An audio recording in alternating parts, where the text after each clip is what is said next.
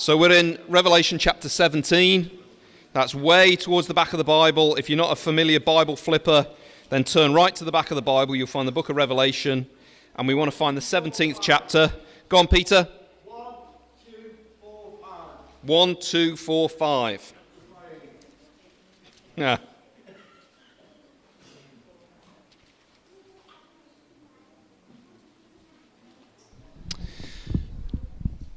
Now, what I'm going to do here is, I'm just going to give you a little bit of background. I don't want to steal any of Tim's thunder. But what we saw last week is that things are heading in a direction where it's filling up.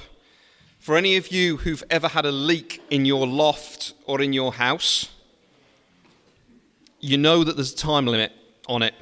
So you go up, you put the biggest pan or bowl you've got, and you put the bowl under the leak, and what happens to the bowl?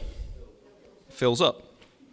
And it's not a problem, but a point comes when it's going to be full, and you've got to do something with that water that's there. And in the same way, as we've been moving through the book of Revelation, we've seen cycles of human history from different camera angles. Remember, this is showing us primarily not what's happening physically, but what is happening spiritually. And we're now moving into a section of the book where we're talking about what's going to happen when all the evil of the world and the rejection of God is reaching the top of the bowl. He's going to have to deal with some things. And so we're being told here that history is not cyclical. History is heading in a direction. And one of the things that he's going to deal with is the human pride and all the temptations to live as if God isn't real. And it's pictured here as a woman and a city. And so I've given you just enough to know what is going on. You're going to get something of the characteristics of the world and something of what the Lord is going to do with that as the end comes into closer, sharper focus. So this is the book of Revelation. Let me remind you, I'm reading God's word to us today. This is what he wants us to know, and this is the most important thing of our day today. Chapter 17 and verse 1. One of the 7 angels who had the 7 bowls came and said to me, "Come, I will show you the punishment of the great prostitute who sits by many waters.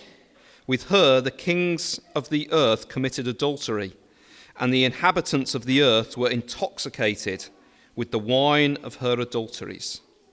Then the angel carried me away in the spirit into a desert.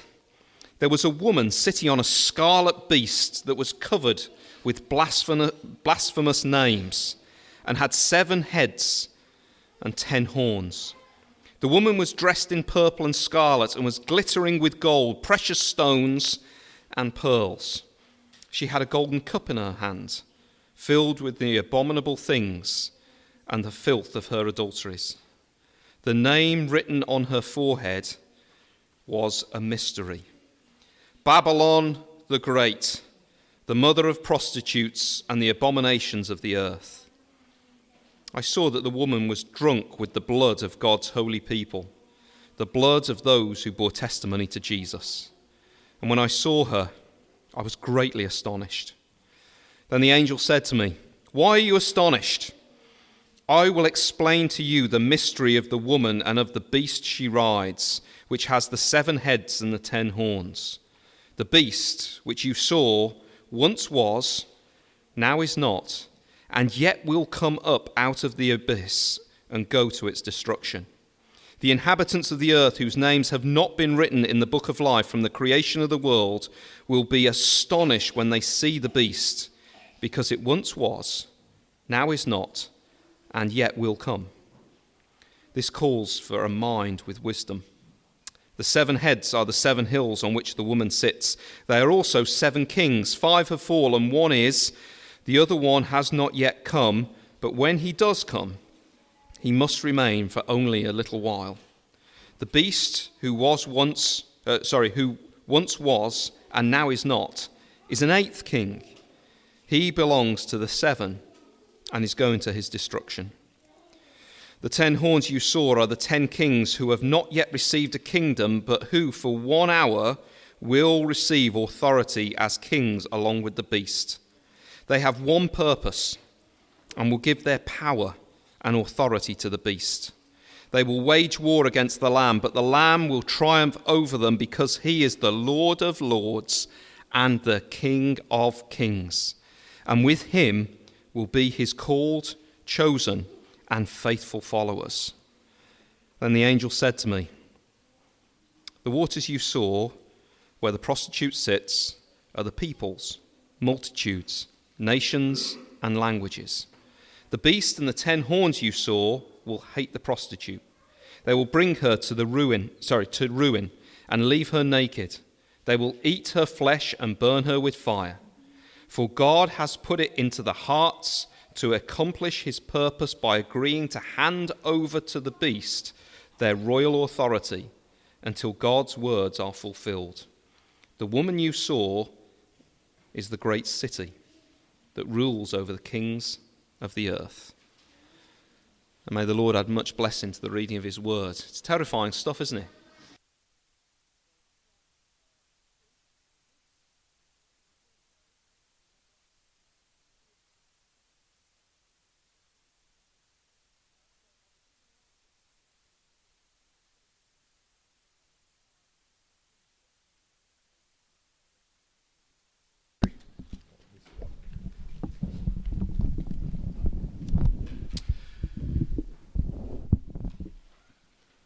Great. So my name's Tim, and it's great to be able to share the word with you today. And I was thinking, it's true, isn't it, that we can meet someone who looks the part, is dressed in designer clothes, drives a fancy car, says all the right things to impress, sweeps you off your feet with expensive gifts and foreign trips, but turns out to be a penniless loser who's up to their eyeballs in debt and goes from one person to the next, just using and abusing them for what they can get. Or you get a phone call or a cold caller who tells you they're an undercover police officer investigating fraud at your bank. And they take down all sorts of details, telling you all sorts of things that are going on, building your trust, and then they ask you for your PIN number to check whether your account is in danger. And they're the fraudster and the scammer who is out to get you. It's a hard truth, isn't it? That things in this world are not always as they seem. Appearances can be deceptive. Some things are too good to be true. We have to learn that what we initially make of a situation or a person might not be the full story, and we often have to look beyond the surface to understand the reality behind something. And this is what God is telling us in Revelation chapter 17. We're living in a world where things are not always as they seem. And now this is a mysterious chapter, as you probably picked up as we read through. It's full of strange pictures and happenings. But the central image in sentences 4 and 5 is of a woman of astounding beauty and appeal riding on the back of a massive, monstrous beast. A very strange Beauty and the Beast. And these two seem to be in league and in love with each other. But in a twist, at the end of the chapter, the beast turns on this woman and kills her.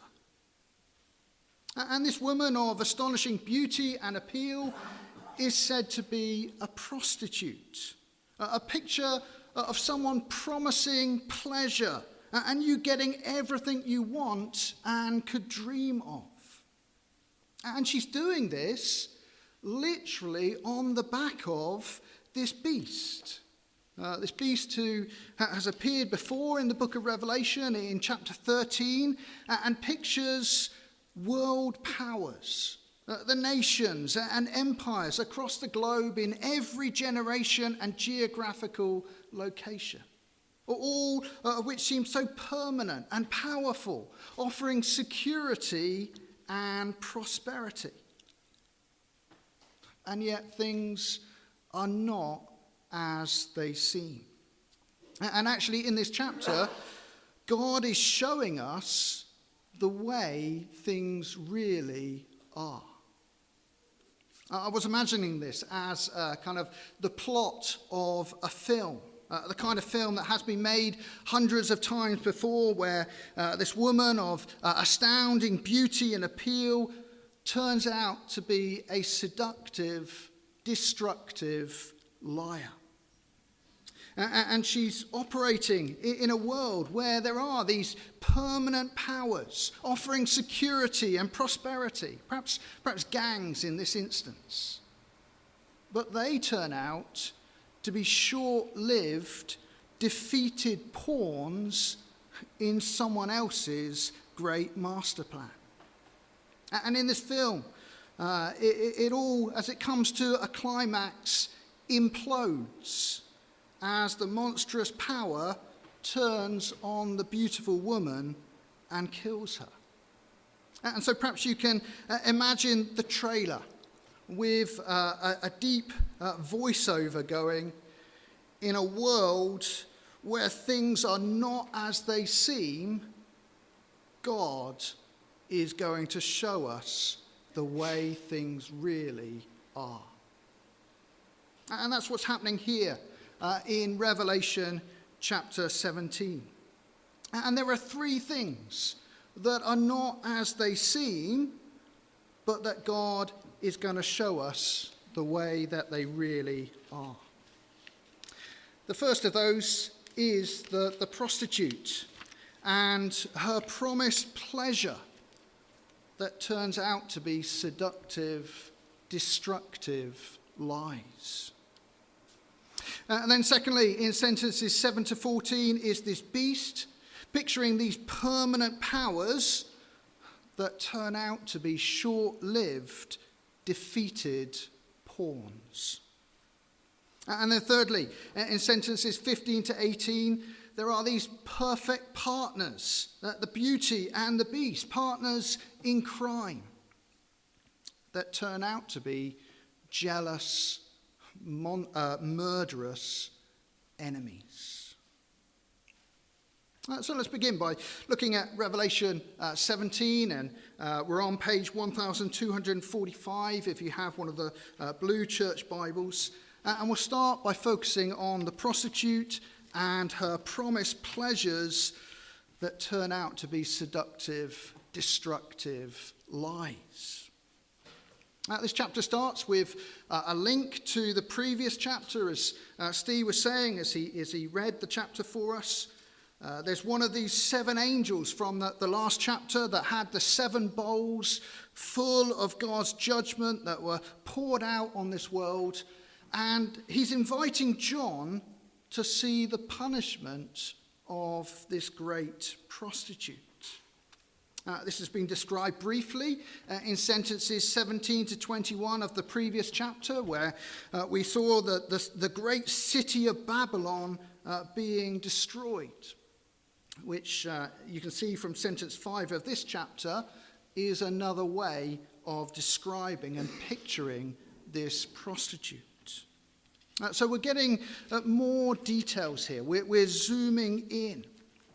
This prostitute has offered her promise of pleasure, of satisfaction, of getting whatever you want and can dream of to all the kings and indeed all the inhabitants of the earth.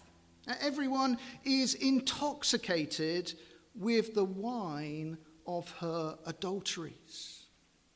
Now, that's the world that we live in.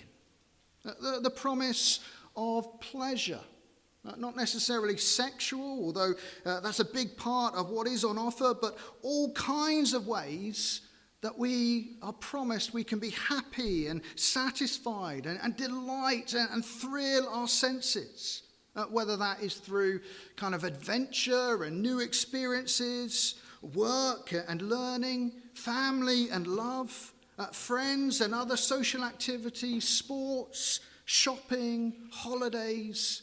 The list goes on.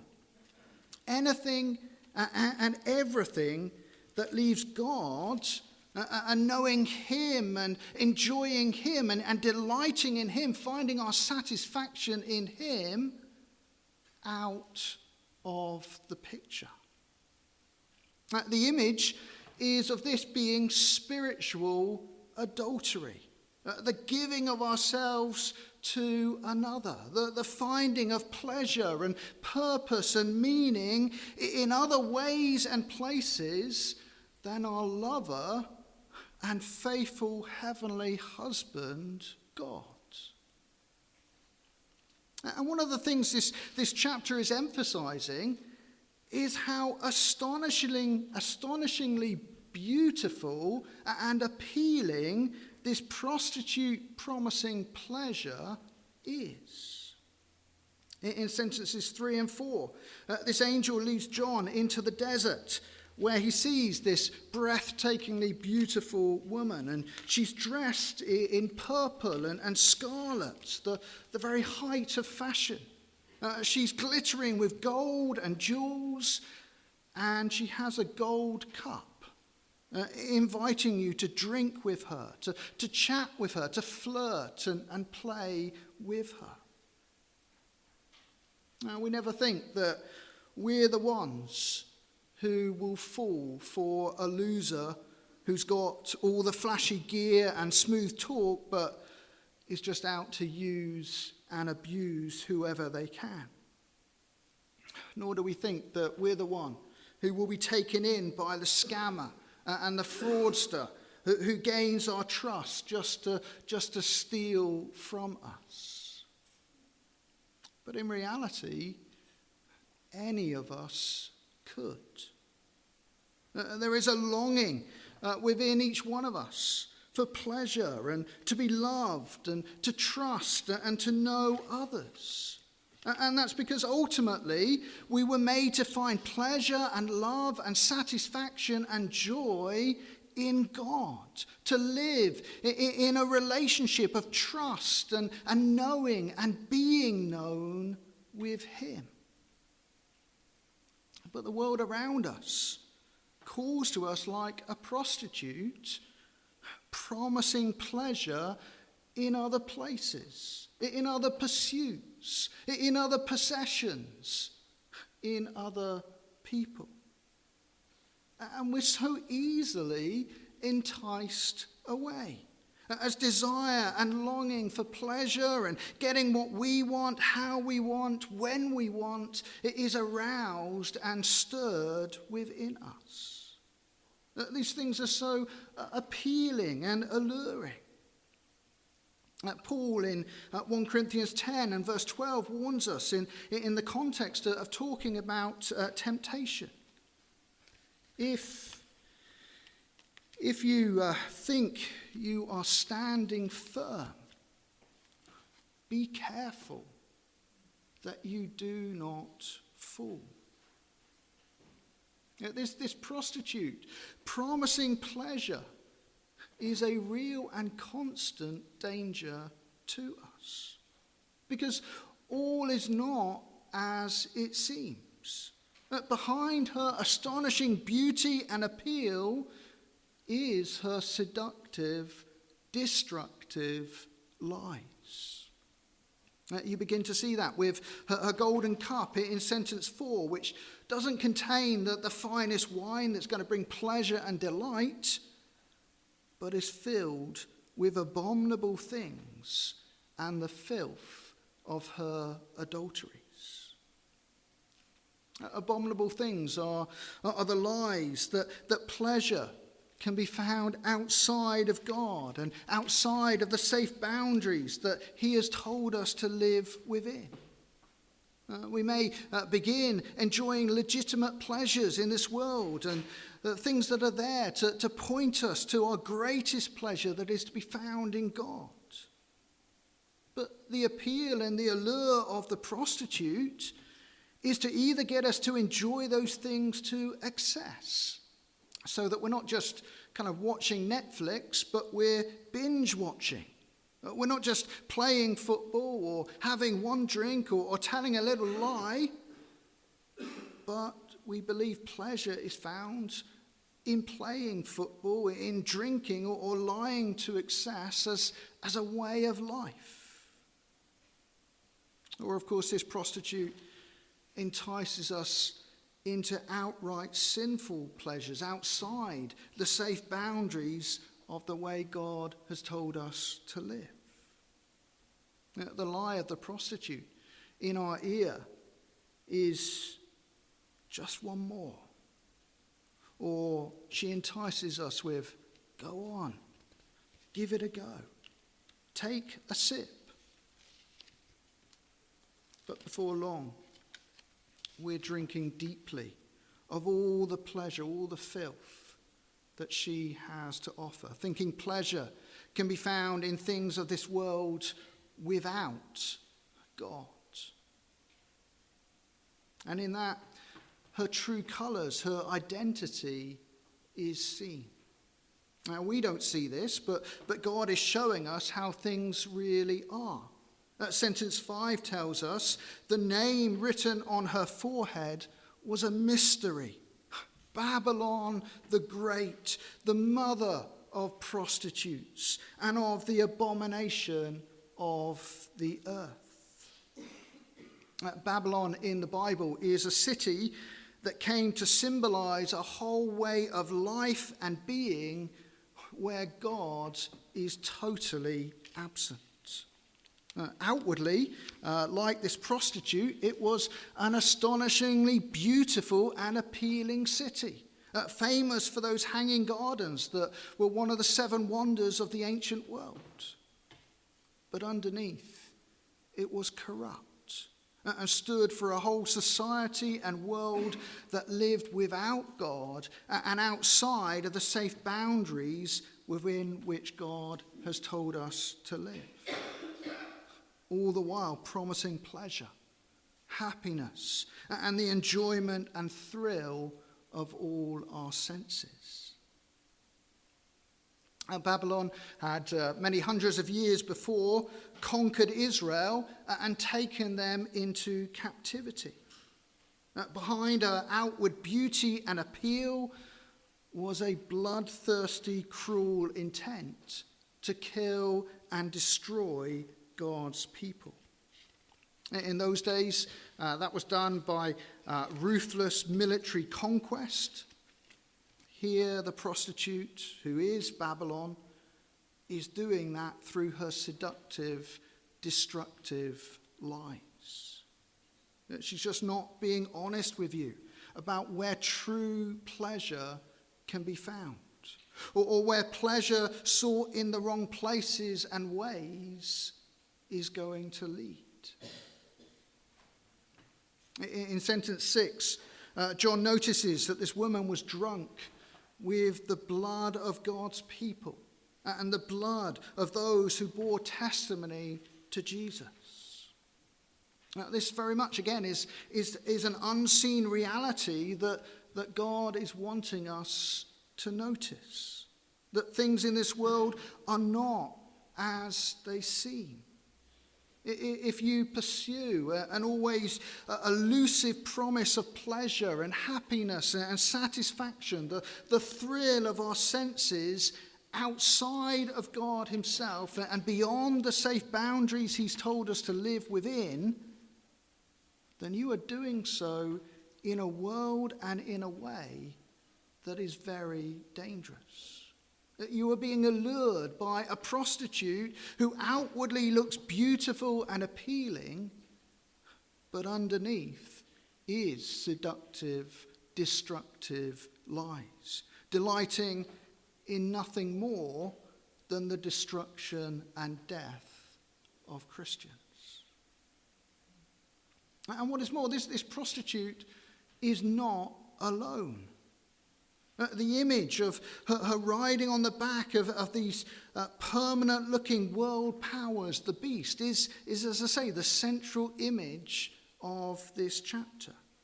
She's using the success and the stability of these powers, the promise that they offer of security and prosperity, of law and order and military might, with wealth and jobs and the basic necessities for life. She's riding on the back of that to make herself and her promises of pleasure even more beautiful and appealing. And now this next section of this chapter, sentences 7 to 14, is particularly hard to understand and interpret. And we don't have time to look at all the details. But the big picture and the message is that the empires and world powers come and go. That while they may give the impression of being permanent powers, the reality is that they are short-lived, defeated pawns in the great master plan of Almighty God. All in this world is not as it seems, but God is telling us how things really are. And so this is our second heading as we look at this beast, picturing these permanent powers that turn out to be short-lived, defeated pawns. John is astonished as he sees this beautiful woman riding on the back of this monstrous beast. And in sentence 7, the angel says that he will explain this mystery, this strange sight, currently unknown to John, but fully known to God. And twice in sentence 8, the beast is described as it once was, now is not, and yet will come. Now I say that I think is simply stressing that the beast, representing the nations and empires of the world, comes and goes in its various forms, in its different empires. But at each appearance, the peoples of the world are astonished, thinking, this is it. This empire is going to last forever. This empire has the greatest power on earth. This empire gives us the security and the prosperity we want. Until it is replaced, usually conquered by the next. And that's how each empire has been viewed down through history. Whether that's the Greeks or the Romans, the British Empire, Russia as the Soviet Union, America today, or any other empire that you could think of. In sentence 9, we seem to have a reference to the superpower of the day John is writing this letter, the Romans. In the imagery here, the monstrous beast had 7 heads. And these are said to represent the 7 hills on which the woman sits. Now, the city of Rome is famous for being built on 7 hills. And so when it continues in sentence 10 to say, they are also 7 kings, some interpret this as them being 7 emperors or rulers of Rome. While others see them as being 7 empires, one which probably is the current power, Rome. It says of these kings, 5 have fallen, 1 is, the other has not yet come. And again, people try to identify these as either specific emperors of Rome or specific empires that have come and gone, Rome very much being the current one. And much debate has been had as people have kind of tried to work out who these specific emperors or empires are, particularly the one that has not yet come. And I'm going to kind of just bypass all of that debate by saying I think this is just still emphasizing that the kings and the kingdoms of this world come and go.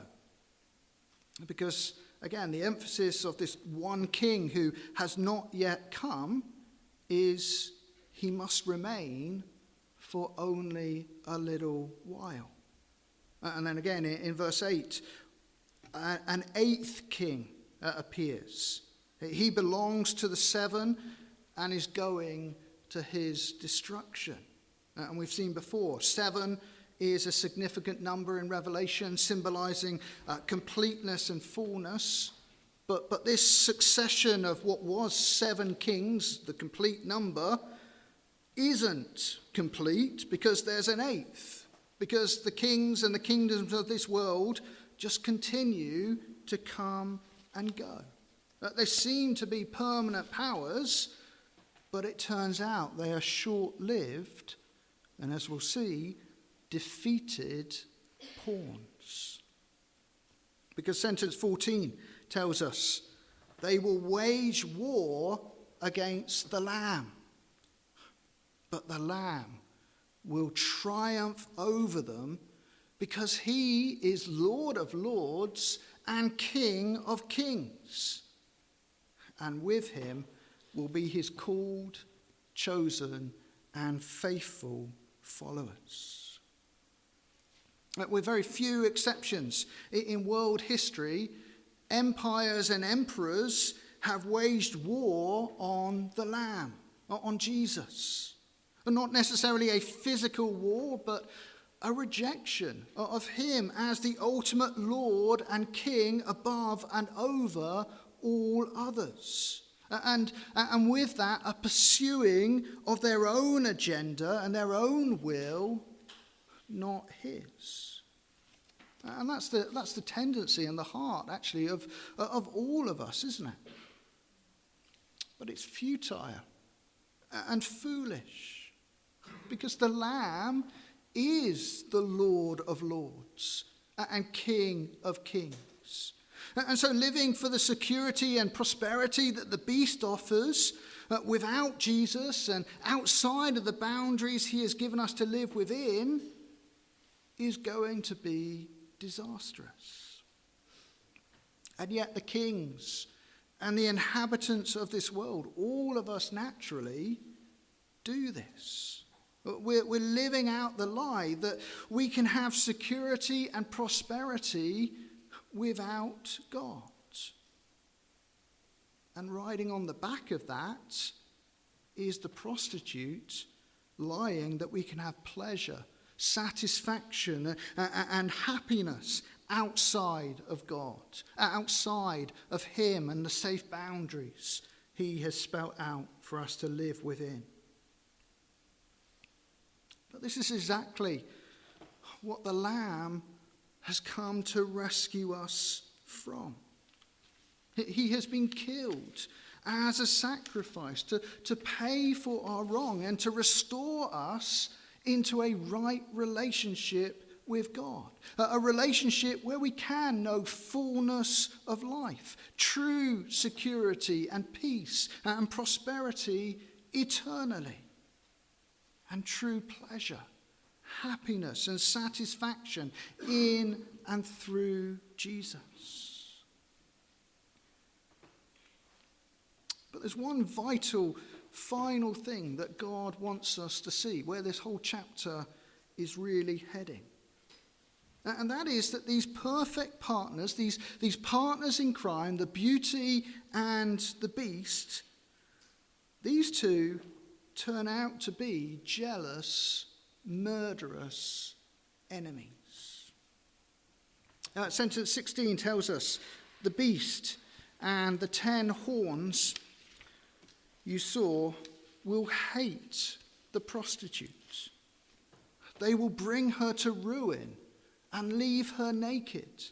They will eat her flesh and burn her with fire. I hope it's not going to come as a surprise to you that the beast, and the one who Revelation 13 explicitly shows is behind the beast, Satan, is not interested for one moment in your pleasure, happiness, and satisfaction. The beast is happy to be in league with the prostitute while he thinks that she is enticing and alluring you with her promise of pleasure. But when, for whatever reason, that isn't working or it no longer suits his purposes, he will turn on her and kill her. Now, the death she gets is a pretty gruesome and heartless one. If you're familiar with the Old Testament story of Queen Jezebel, then you may recognize this horrible end as similar to the one that she suffered, recorded in 2 Kings 9. There, as the prophet Elijah had predicted, this once glamorous but evil queen was thrown out of a window and her body left on the floor for the wild dogs to eat. No decent burial. No people gathering to mourn for her because her wickedness and her lies are being exposed and punished. And here in sentence 17 we're told, "For God has put it into their hearts to accomplish his purpose."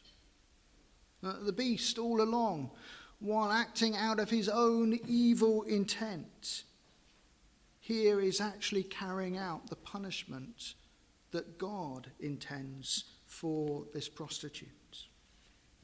Again, this emphasizes that the beast, while giving the impression of being a permanent power, turns out to be this short-lived, defeated pawn, unknowingly, unintentionally carrying out God's purposes. There's no loyalty among these partners in crime. The beast is promising security and prosperity. The prostitute is promising pleasure. But actually, they're jealous and murderous at heart. They're out for their own ends. And while, as with everything in this world, mysteriously and ultimately they are carrying out God's plans, they will turn on each other. And they do not have our best anywhere near their hearts. Again, this is reinforcing the truth that you won't find true pleasure, or for that matter, true security and prosperity outside of God.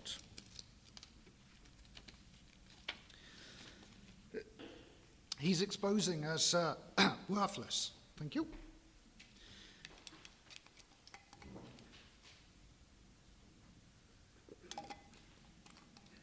He's exposing us worthless and shameful. All the alternative ways, all the alternative places we seek for pleasure in this world, no matter how beautiful, how appealing they may look right now. Now, as I've been going through this sermon, I've had kind of another passage from elsewhere in the Bible in my mind that I think just helps to draw together the message and lesson God is teaching us here in Revelation 17, and we'll close with this. The passage is Romans 12 and the first 2 sentences. There, Paul says, "Therefore, I urge you, brothers and sisters, in view of God's mercy, to offer your bodies as a living sacrifice, holy and pleasing to God, which is your true and proper worship. Do not conform to the pattern of this world, but be transformed by the renewing of your mind. Then you will be able to test and approve what God's will is, his good, pleasing, and perfect will. We're to be offering ourselves, our bodies, up to God, not offering ourselves to this world and conforming to its pattern and its ways, whether that be to the prostitute promising pleasure or the beast promising security and prosperity. But we're to be renewing our minds, being transformed as we see that not all around us is as it seems. It will not deliver. It will not last. And we have God showing us his will and how things really are. That it is in him alone that we are to find true pleasure and happiness and satisfaction, along with true security and prosperity. May, in view of God's mercy, each one of us be offering ourselves to God in this way. Amen. So we're going to sing as we close. And we're singing a song that speaks of two sins that we've committed as we confess that we have turned from you, the fount of living water, and have tried to drink from cisterns cracked and dry.